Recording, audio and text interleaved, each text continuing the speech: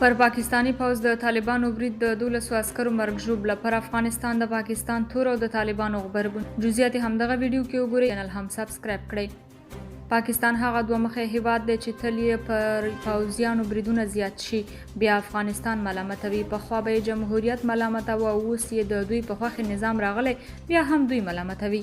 تازه خبر دا دی چې وزیرستان کې 12 پاکستانی عسکرو ته مرګ ژوبله اوښتې. د ډیورن فرضي کرښې پورې غاړې شمالي وزیرستان کې د پاکستانی عسکرو پر پوسته وسلوال برید شوی چې په پایله کې 9 عسکرو ته مرګ ژوبله اوښتې ده.